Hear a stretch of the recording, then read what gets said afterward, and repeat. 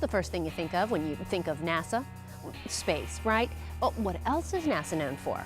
Any clues, Johnny? How about aeronautics? Yeah, NASA's testing and development of new technologies is one of the key missions for the agency. That's right. The first A in NASA stands for Aeronautics, and you better believe NASA takes its job of keeping the flying public safe very seriously. Hi, I'm Jennifer Pulley. And I'm Johnny Alonzo, and today on NASA 360, we're going to find out a little more about how NASA engineers are paving the way to new aeronautical breakthroughs. And we're also going to see how NASA is helping to make the future of flying safer and much greener, too.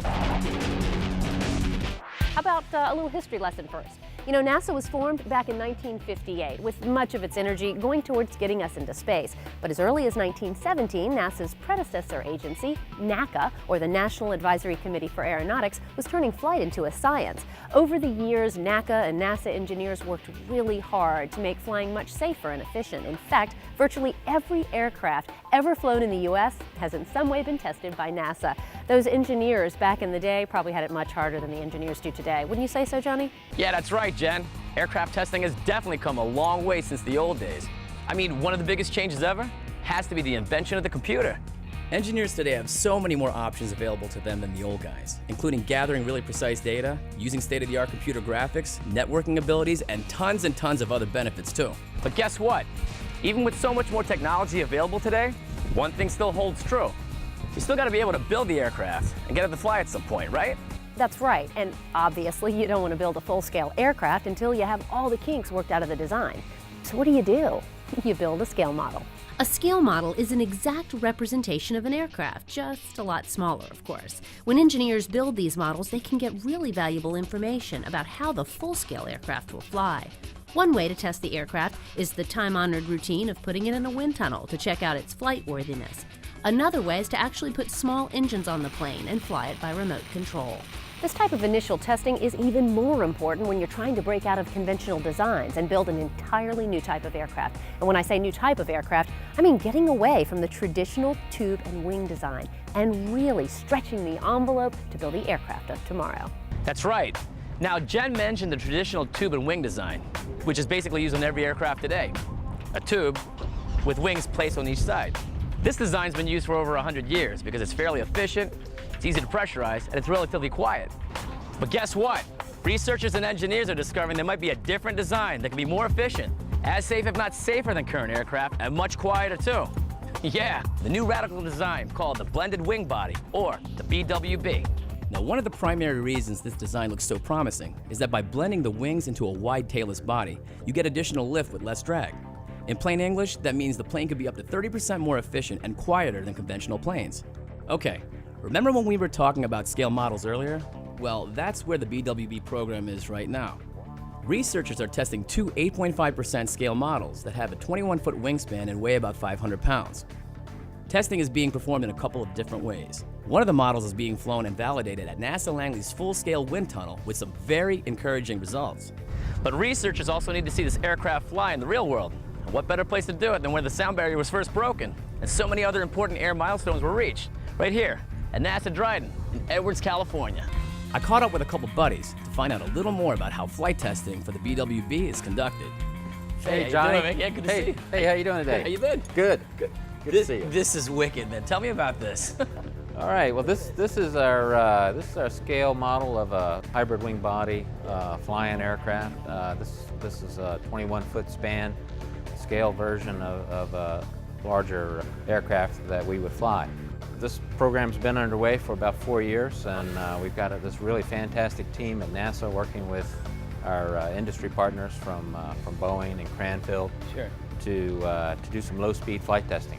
Well, can you tell me some of the differences between this aircraft and the ones that we're flying today? So this aircraft is it's a blended configuration. So we blend the wing and the fuselage in a way that it's more of an integrated configuration, and we do that. See that? Yeah, we do that to get us benefits in a couple of areas.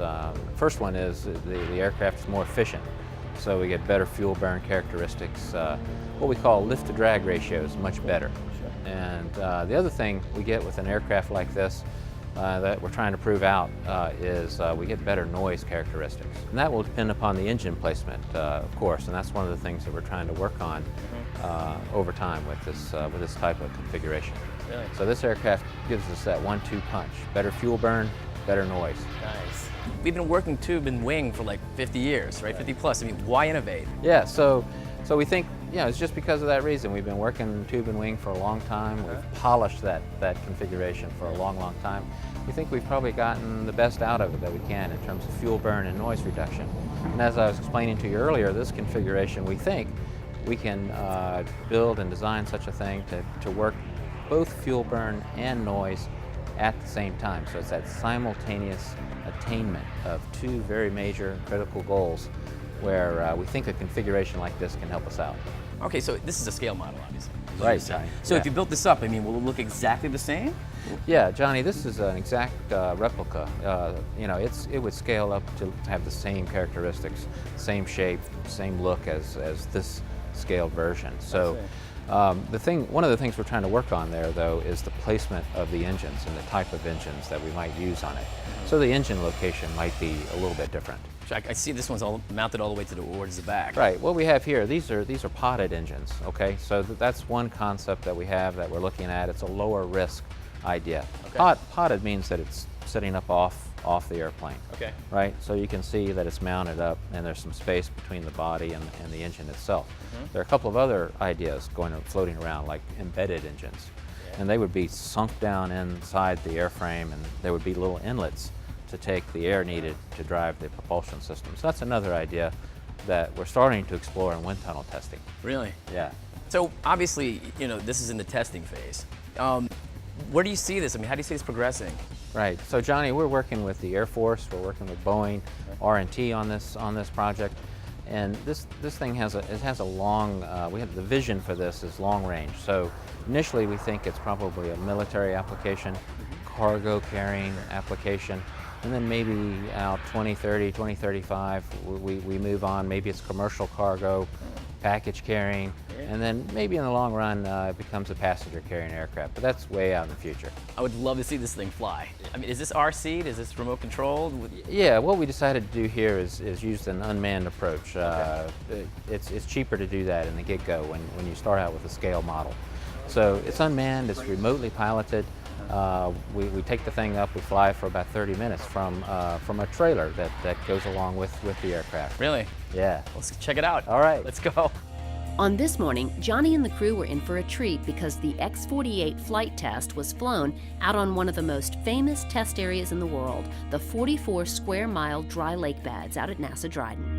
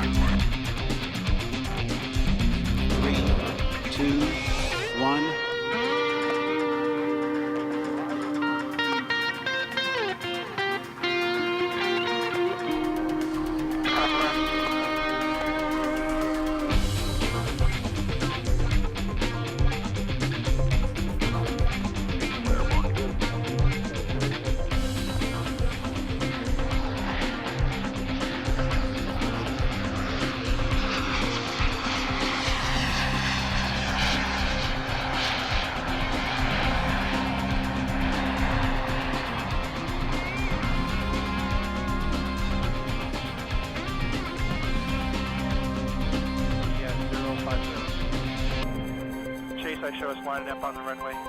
Yep, you're looking real good.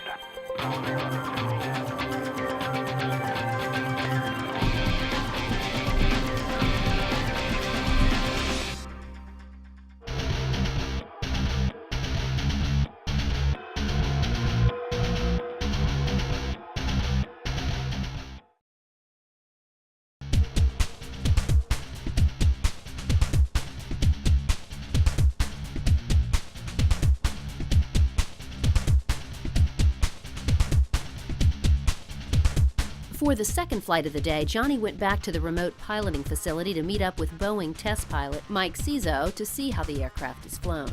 Hey, I'm here with pilot Michael Cizo. Check this out. Hey, tell us exactly where we are. We're in the ground control station, or GCS, where we remotely control the X-48 based on all these displays, and the full cockpit setup is here, so I have all the information necessary for flight and monitor all the parameters to stay airborne and safely land. That's awesome. Are we ready to go? Absolutely, we're ready to start the mission. Let's go.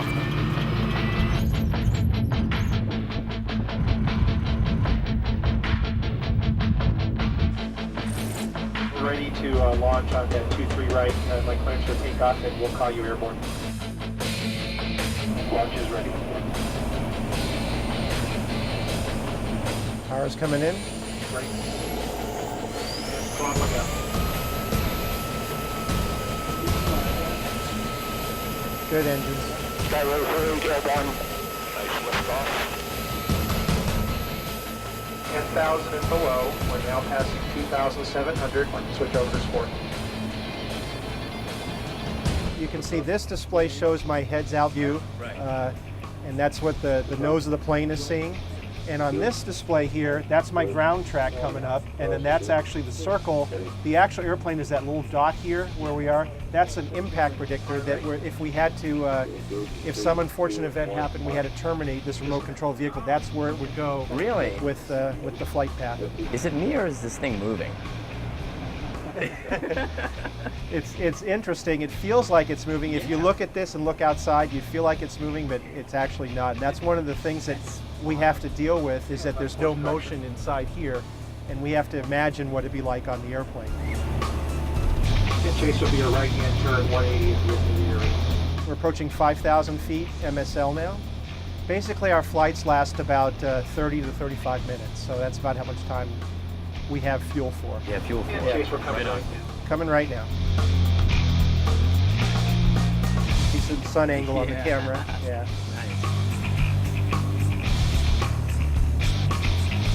So how long have you been flying as a pilot? Over 20 years. Right on. So, Chase will be at the end of the area. It'll be a right-hand turn back.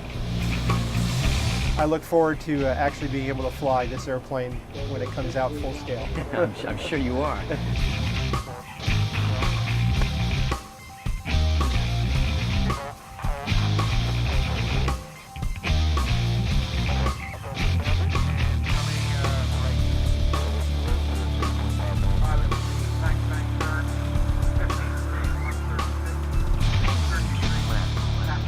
My normal landing is speed brake position 1. I've set that up. We're running our before landing checks now. And I'm basically heading outbound, and I'll be starting a turn looking for the landing runway. Unfortunately, I don't have a 360-degree view like your name suggests, but what I'm doing is if I need any help, I'll use Chase, but actually having the view out the plane and also the God's eye view here. Right, I'm watching that, yep. Right. And we're going to be landing basically on the southern edge of the boundary, coming down for the landing point there. Gotcha. Then we actually do have an artificial, like an instrument landing system that helped me tell me whether I'm high or low on glide path or left or right of center line. And now I can see the runway that I'm going to be aiming for. Yeah. And eventually the markers will start coming in with the instrument landing. 5, 3, 2, 0. Touchdown. That's awesome. Brakes applied. And another flight of the X-48 complete. Smooth landing. Yeah. Hey, this was a lot of fun. Oh. This is awesome. Thank you so much for your You're time. welcome. Quick question for you. How are automobiles tested to make sure they're safe? You crash test them, right? You've probably seen this before. Crash test dummies are placed into cars and then they're slammed into walls or other cars to be sure the car is safe. Well, believe it or not, NASA does crash testing, just not on cars. There's a unique facility out at NASA Langley called the Landing Impact Research Facility, where this type of crash testing takes place. Tons of things have been crash tested out here over the years, including small general aviation aircraft and even next-generation spacecraft designs. But one of the most recent vehicles tested out here was an MD-500 helicopter. Think about it. Helicopters are being used quite a bit these days for air ambulances, traffic reports, police surveillance, and of course military uses. Although helicopters are extremely safe, according to federal crash statistics, they crash at a rate of about 3 times higher than other commercial aircraft. Now, some major limitations of helicopters are that because they fly so close to the ground, they face many more obstacles. And of course, they can't glide like a fixed-winged aircraft can. This is where the testing at NASA comes in. A unique accordion-shaped airbag called the Deployable Energy Absorber is being developed to help prevent passenger injuries in case of a hard landing or crashes. This accordion shape is interesting because it deploys like a traditional airbag, but it doesn't have some of the drawbacks seen in traditional airbags. So think of an airbag like this balloon here. If you hit the ground like this, it offers lots of protection. But most crashes have an element of crush with shear, and a traditional airbag may not handle the shear very well. NASA researchers believe that because this accordion-shaped structure is designed to take crush and shear loads from many different directions, the vehicle occupant's survivability chances would greatly improve. But to validate this belief, a crash test needed to be performed.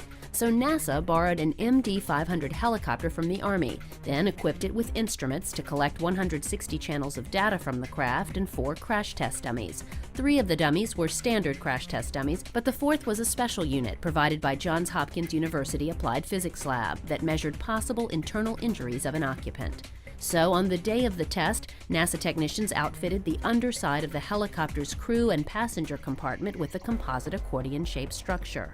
The helicopter was then suspended about 35 feet into the air and then released. 1, release.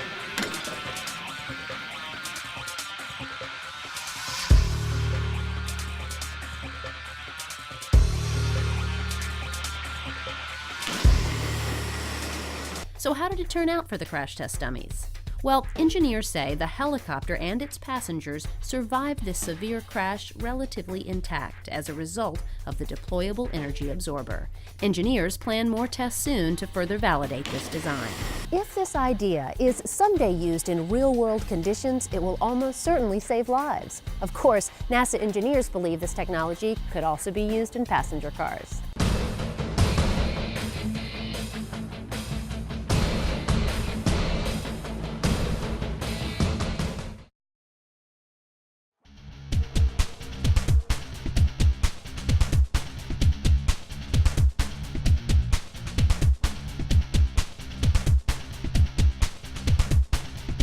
Okay, so we know NASA is working hard to make flying even safer than it is today, but there's still lots of people out there who are afraid to fly. If you're one of those people, listen up, because Johnny went to the airport with a NASA engineer who will hopefully allay those flying fears. Think about it. Nearly every day you probably hop in your car to drive somewhere, right? And I bet you hardly ever think about how dangerous it can actually be. In fact, driving in the US is so dangerous, there are literally millions of accidents every year. So statistically, every one of us will be in a car accident at least once in our lifetime. Now, even knowing how dangerous driving can be, I personally can't think of anyone that's afraid to drive, or at least ride in a car. But what about the fear of flying? Come on, don't you know somebody that's afraid to fly? Huh, yeah. In fact, the fear of flying ranks in the top 5 phobias in the world, right behind fear of snakes. Ugh. But is this fear rational? Well, I can't answer that, but I can tell you that flying is much safer and much greener, thanks to NASA research. Anna, how are you? Hey, Johnny. Good to see you. How's it going? Good to see you. Good, good. Thank you so much for meeting me out here at the airport. Sure. Right off the bat, you know, we hear that flying is safe. Yes, How of course. safe is flying? Well, flying is still the safest form of transportation. A lot of people feel safer in their cars, but really, airplanes by far are the safest form of transportation. Really? And at NASA, you know, we're not only making the airplane safer, considerably safer, we're also making the airplane more efficient. We are addressing the environmental challenge for aviation. So how does NASA do their testing? I mean, is it still done in wind tunnels, or? We do a lot of wind tunnel testing. We also do ground testing for our structures and materials. We actually make panels or parts of airplanes. Oh, wow. We shake them to death. We break them sometimes Really? on purpose to find out where the breakage points will be. We also do things, we do flight tests. At NASA Dryden, we actually fly, do new technologies of airplanes on current aircraft. to see how they'll perform. We do testing out at our NASA Glenn facility on engines, combustors and turbines, and look at new blades that'll go inside the airplane engines to make sure they're very, very efficient. So we do considerably a lot of testing on the ground, in the sky, and then we also do something in the computers. We create very elaborate mathematical models so that we can predict how things will perform in the computer before they actually happen. Wow. So that when someone asks us, how do we know this technology works? We've done the testing in a wind tunnel or a flight test or an engine test, and then we also have a mathematical model that simulates that performance the same way that it happened in the lab. Really? So that we can use our math tools to design new technologies accurately and predict what their performance will be. All right, so growing up as a kid, I grew up kind of near an airport. Yeah, lots of noise. Right, Yeah. right. Are we doing anything about this? Oh, yes. Noise reduction is a part of the environmental challenge we really have. We want to, airplanes are so vital to our economy, we have to keep flying, and we're going to increase the number of airplanes that are flying. But we cannot increase the amount of noise that we create. Okay. So we are developing technologies for the airframe, the airplane itself, as well as the engine to reduce how much noise that's been created. A long-term goal is to contain all the noise the airplane creates in the airport boundary. So if you live next to the airport like you did growing up, you won't actually hear the airplanes taking off and landing. This involves technology within the engine, believe it or not, and as well as on the outside of the engine, on the cowling of the engine. In fact, we created something working with Boeing and many other partners called chevrons. They look like little teeth on the back end of the engine, and those actually reduce the noise that the engine creates. Then on the airplane itself, we're looking at how you can change parts of the wings, the front end, we call the leading edge, as well as the back edge, the trailing edge of the wing, so we can smooth it out so there's less edges, so we create quieter flight. Wow. And we're looking at reducing the noise, even at the landing gear create noise, so you wouldn't even think. Our challenges today are to make the airplane even safer than they are today, so we reduce the mishaps and any problems that we have on airplanes. Sure. But also our goals for environmental conservancy are huge. We want to reduce how much fuel the airplane uses by 40% and in the long term 70%. Wow. You're not getting a 70% reduction in how much fuel the airplane burns by using today's technology. True. So we have to bring in new technology to make the airplane even lighter than it is today without sacrificing safety and in fact improving safety while we're doing it. Anna, thank you so much for everything. Thanks a bunch, it was great. It was a lot of fun today. Thanks. Definitely. And guys, so anybody out there that's afraid of flying, don't be. You heard what she had to say, right? For Johnny Alonso, I'm Jennifer Pulley. Catch you next time on NASA 360.